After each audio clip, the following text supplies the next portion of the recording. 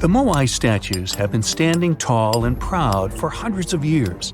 Once people put an enormous effort into carving these grand sculptures, and then they just suddenly stopped making them. But why? Let's figure out this mystery.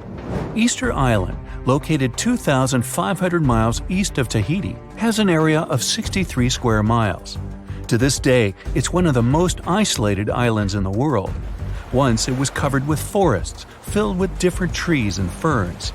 But when the first humans came to the island around 400 CE, the forest slowly began to disappear. And starting from 1250 CE, moai statues began appearing all over the place. People made them from different types of rock: compressed volcanic ash, basalt, trachyte, and red scoria. As it's a volcanic island, these were all the ingredients the creators of the statues had to use. And once the builders completed their work, they covered the statues with pumice. The faces of the statues are different, but they all have distinct expressions with heavy brows and large noses. Their arms are carved into the body. Some have hats on top of their heads. There are nearly 900 statues all over the island. They differ in size. The average height is 13 feet tall, and the largest ones reach 33 feet in height and weigh up to 82 tons. Because the statues have so many different faces, there are theories that they represent and honor ancestors, chiefs, and other important people who lived on the island. But without any clear evidence, it's almost impossible to figure out the true purpose of the moai. Once they stood beautifully along the coast, watching over people in settlements, and their backs faced toward the spirit world of the sea. When Europeans first discovered the moai statues in the 1700s, many of them had already toppled over, and the construction of statues had stopped way earlier than that. Huge amounts of effort were put into making these things. Expert craftspeople spent a great deal of time slowly carving the statues with basic picks. A team of up to 6 people would work hard for an entire year to make just one statue. Then they often had to transport it to its special place on the island, as far as 11 miles. With the help of carbon dating, experts have managed to figure out that the statues started to appear in 1250 CE. And then, suddenly, in 1500 CE or so, the process just stopped. The creators of the statue just left their stone chisels where they were last used, and only a quarter of all the statues were actually placed where they were supposed to be. Half of them still remained in the quarry, while others were left on the ground mid-transit. Something happened on the island, and it caused everyone to just lose interest in the statues. There are many theories around why it could happen, and they mostly relate to deforestation. Islanders may have used wood to move the statues across the island. They possibly did this with the help of sleds and ropes, or even used logs to roll the statues or canoes to float them. The wood started to deplete eventually. Trees on the island took very long to grow, and rats ate most seeds. People had many uses for wood, and they needed it not only for practical things, but also to create other statues.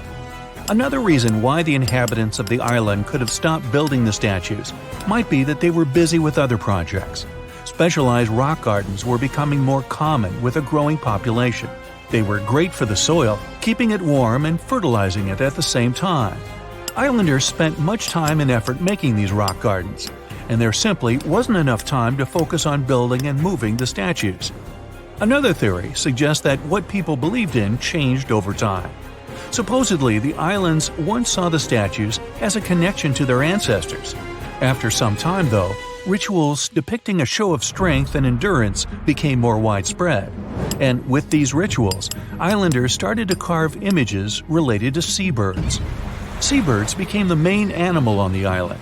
People started to believe that their ancestors looked over them through birds instead of the statues, so there was no longer a reason to build the moai.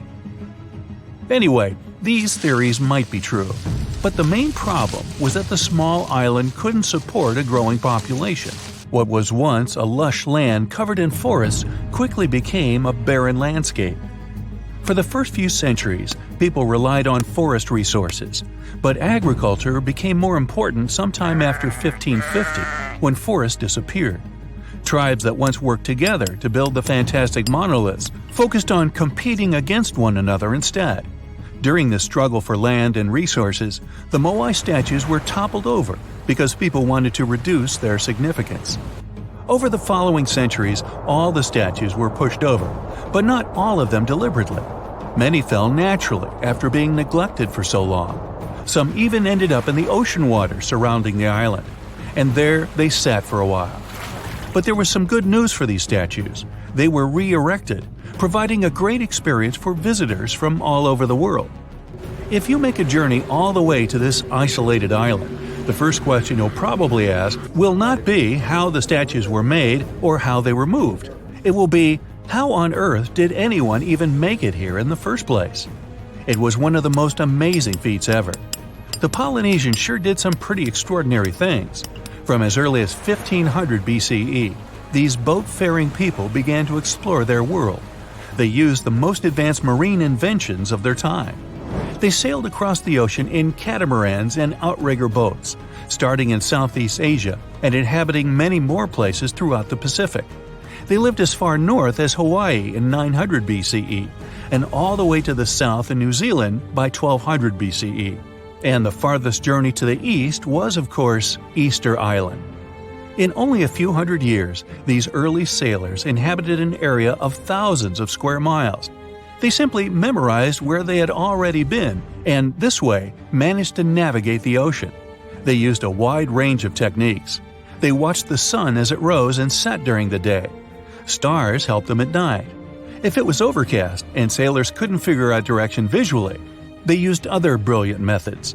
They watched the movements of ocean currents and wave patterns and paid attention to bioluminescence in the water. These patterns helped them find where specific islands were located. These seafarers even understood how islands and atolls in the distance caused air and sea interference patterns. Birds provided them with certain signs too. Some of them migrated long distances from one island to another, which gave travelers some kind of a visual connection for their route. Other types of birds had specific feeding times. Sailors knew when and where they hunted and directed their boats depending on where these birds fed. Vikings certainly get way too much credit for their seafaring abilities. Where they used a sun compass, the early Polynesians relied purely on the knowledge of how nature itself could guide them. Their skills were so advanced that in 1769, Captain James Cook, an English explorer, even hired a Polynesian navigator because of his extensive knowledge of the seas. But even more surprising was the fact that he drew a map from memory. It covered an area that was 2,000 miles wide. In this region, there were 130 islands, and the navigator knew 74 of those islands by name. At the beginning of their voyage, Captain Cook often disregarded the navigator's advice. But toward the end of their journey, he was very impressed. He also recognized the Polynesians as possibly the most widespread nation on Earth. The Easter Island giant heads are so popular that they even have their own emoji.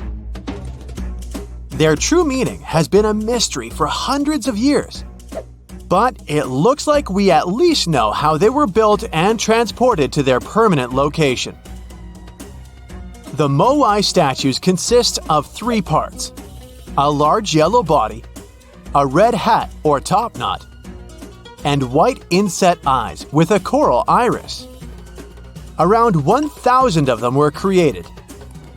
The main bodies of most of the statues were made out of volcanic tuff from a local quarry in what used to be a volcano. The material is easy to carve, but not so easy to transport. That's probably why researchers found over 300 unfinished moai back in the quarry. The rest of them stand in various locations, facing the villages as if watching over the locals. So, it looks like the statues were carved lying on their backs. Then, their creators detached them from the rock, moved them down slope, and set them in a vertical position to finish the work. Once it was done, it was time to get the statue to its platform. Now, if you've ever moved houses, you know how physically hard it is. So, imagine having to move a statue that is about half as heavy as a house without a car or any modern equipment for a distance of 3 miles. The locals must have invented some original way of doing it, and scientists tried to recreate it to guess what it was.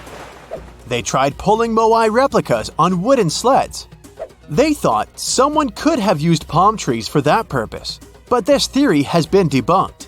The most successful experiment so far was wielding ropes to rock the statue down the road in a standing position. This method sounds real because the local Rapa Nui legends mention that the moai walked from the quarry. And, of course, they needed a good road to get there.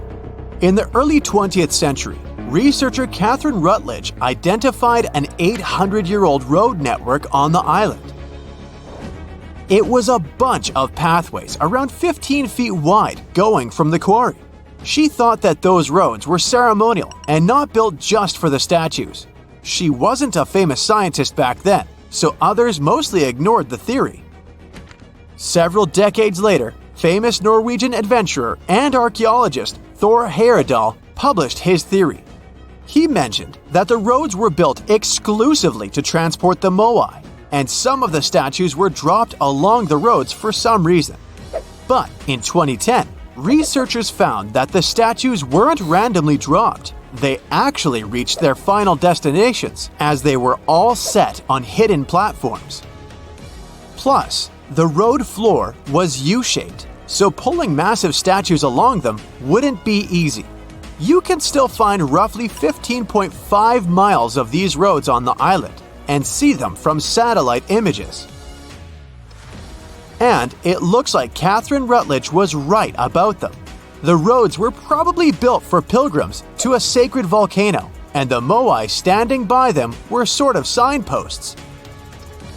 Halfway across the world in southern England lies another mystery made of stone.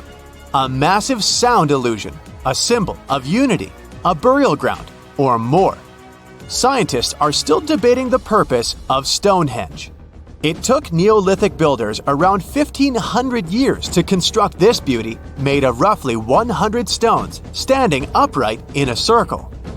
Millions of tourists come to see it every year, and heritage protectors were worried about the modern road snaking close to the landmark.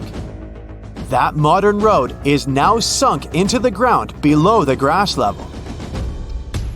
And even though archaeologists assumed they could find an older road under it, they didn't have any high hopes. But when they took off a layer of asphalt, they noticed two parallel ditches that were nearly perpendicular to the road. The ditches connected the shortened sections of the avenue. That's what the archaeologists call the ancient pathway leading up to Stonehenge. It proves that the ancient people used to visit the monument for their purposes, and probably some ceremonies. Another interesting find during a dry summer was 3 dry patch marks within the stone circle. It looks like they were left there by 3 massive boulders. So Stonehenge could have been a full circle once. In 2021, archaeologists found a Roman road submerged in the Venetian lagoon. The fact that it runs there on the bottom for nearly 4,000 feet is proof that the Romans were here before sea levels rose and flooded the area. It supports the theory that there was an important settlement here centuries before Venice was founded at the spot in the 5th century CE. The ancient Romans were great at many things, and one of them was building roads. And it looks like they weren't afraid to work on the trickiest terrain. Scans have shown that the ancient road was built right on the beach, and it requires some serious skills. Imagine a village from over 1,000 years ago frozen in time. There's still half-eaten food on the tables and personal things left in a rush. It's all preserved so well because it's covered by volcanic ash. Researchers found this village in 2011 in modern-day El Salvador. They believe there was a mass celebration in a Maya village called Seren over 1,400 years ago. The whole village was there, preparing the main temple for a ritual when a nearby volcano erupted. The 200-plus residents had no time to rush back to their homes. To save their lives, they had to flee the plaza and run south on a raised road called Sakbe. They managed to escape from the plumes of volcanic ash. In addition to being a superhero and saving all the people, the road had another cool feature. All Sakbe roads had an outer layer of stones, but this one was made of ash. Ironic, isn't it? It proves that the Maya people didn't only use stones to build their roads. Archaeologists discovered several coins in Jerusalem when they were excavating an old street. When they saw the minting dates, they realized the road was built when Pontius Pilate was the Roman governor of Judea. Since he was the local ruler, it's almost clear that he gave the order to build the road. The pilgrims most likely used this road to reach the Temple Mount for worship. The pathway, which was laid with over 10,000 tons of limestone, was almost as broad as a London bus is long. It had been there for 2,000 years. It's not common that you find such a luxurious road, and it's not clear why a Roman governor would spend so much money on the road. It was probably his attempt to make the city's population like him. Plus, it was a great way to show he had both money and influence. The Old North Trail is an ancient highway that the inhabitants of North America used for 10,000 years. First on foot, then with dogs, and finally with horses. The first travelers moved around the continent down its paths for thousands of miles long before the first Europeans arrived, and even during the last ice age. They used it to carry trade goods, visit relatives, find a mate, or just explore. Researchers keep finding evidence that the stories and legends of the Blackfoot Indians about this trail are real. And it could be even the road that served one of the most massive human migrations. The people who crossed from Asia on the Bering Land Bridge about 15,000 years ago and settled in North America might have used the ice-free corridor along the Rockies, which later became a part of the trail. The Nakasendo Highway was built in the 17th century during the Edo period of Japanese history to link Kyoto and Tokyo. The 310-mile-long road runs across mountain ranges and down onto the plain. It was one of the 5 main roads used by the feudal lords and their families to travel to the capital. There were 69 post stations on the route where travelers could stay overnight. The road was built for horses and pedestrians, as the Japanese didn't use carts. You can still walk parts of the route. You're going to Ilha de Queimada Grande, one of the most dangerous islands in the world. There, you find yourself among rainforests, huge rocks, and grasslands. The place is home to birds, locusts, and giant cockroaches. But there's one more animal, and because of it, the island got its notorious reputation. Snakes live there, and a lot of them. So many that the place is also known as Snake Island. Will you survive there? Located just 20 miles away from the coast of Brazil, the island has an area of 43 hectares, or over 100 acres. It probably got cut off from the mainland after the last ice age. The snakes were also separated from most other animal species. They didn't have competitors and had an unlimited source of food. In such a small area, there are up to 4,000 snakes. That's one snake for every 10 square feet. It would be a difficult feat not to come across a snake on this island. Not only is this snake, the golden lancehead, one of the most numerous on the island, but it's also a highly venomous pit viper species. And it's also one of the most venomous in all of Latin America. Its venom is so potent due to the isolation of the species, with only birds sharing the land with them. To catch these birds, the snake's venom needed to become extra strong. And indeed, since they got separated from their distant relatives, their venom has become up to 5 times more powerful. Most of the time, these snakes hide in the trees or amongst leaves on the ground. If you find yourself stranded here, you'll want to keep yourself a safe distance away. Snakes mainly use their sense of smell and rely on vibrations. If you get too close to one, either stand still or slowly walk away. If you make too many vibrations, this will make them feel threatened, causing them to strike. If you spot them a safe distance away, or if you're walking toward tall grass, stamp your feet a couple of times. This will notify snakes of your presence. They won't risk taking down prey larger than they are and will likely slither away. Carrying a stick is always a good idea, just in case you happen to come across a snake accidentally. This way, you'll have an extension of your arm that cannot be bitten. This simple thing might save your life. A stick with a V shape on the end will give you even more advantage. Even if a snake starts acting aggressively, holding it down will stop it in its tracks. But whatever happens, don't try to pick it up. Okay, but what if you get bitten? The chances are pretty high on this island, of course. First of all, don't try to get the venom out on your own. Make sure you call emergency services immediately. And once help is on the way, apply a wide bandage. A piece of clothing will do if you don't have anything else. Don't try to chase the snake trying to identify the species. Emergency services know how to figure out what venom it is. Now, just keep calm and wait for help. You might be wondering who you can call on this abandoned island. Well, since it's strictly prohibited to visit this place, there are signs advising to stay away all over the island, along with a number you can call if you run into trouble.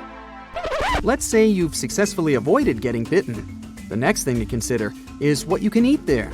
Snake Island was previously known as Ilha de Queimada Grande, where queimada is Portuguese for forest being lit up, or forest fire. The reason for that was the fact that the entire island was deliberately set on fire to make room for a banana plantation. Unfortunately, the banana business didn't turn out to be a success, probably because farmers got sick and tired of snakes. But some banana trees still thrive today, and they can provide you with some much-needed nutrients. You'll also want some protein in your diet throughout your stay. Luckily, along with the snakes trapped on the island, there are also cockroaches. These giant prehistoric-looking roaches come out at night to feed on plants. Get that barbecue started and enjoy the rare delicacy this island provides. A great way to survive on the island is to avoid it altogether. If by chance you happen to be sailing past, keep in mind that this place was once connected to the mainland. Rocks beneath the waves are very likely to damage the bottom of your boat if you get too close. Make sure you keep an appropriate distance when traveling past. Sure, this island is intriguing, but please remember that no matter how close you get to it, you won't be able to see snakes from the boat. You can only see these creatures if you get close enough, which you really shouldn't do.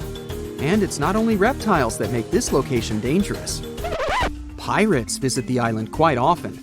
Not the sea shanty singing peg-legged arr pirates, but bio-pirates who come there to capture the very thing that makes it so dangerous. They come there for snakes, to catch them and sell them illegally. Since the island got cut off around 11,000 years ago, the golden lancehead has evolved within its own unique habitat. So, although there are many reptiles on this island, they're still an endangered species. Due to their limited numbers, their value is very high, reaching up to $30,000 on illegal markets, which gives biopirates the motivation to catch them. I can think of better ways to make a living. Anyway, let's say you've got all the resources necessary to survive in one of the most dangerous places on Earth. Do you think you would manage this feat? Perhaps you think it's impossible. You'd be surprised at how possible it can be, if you know what you're doing. It turns out many have visited this scary place before. Research teams often come there. They study the golden lancehead snake, its environment, and its food sources for conservation purposes. But scientists always make sure there's a doctor on the team. There's also a lighthouse on Snake Island.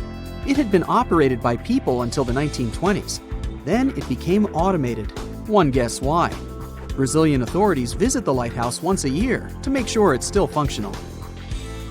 Locals on the mainland know the reputation of the island, so the stories of people going missing are minimal.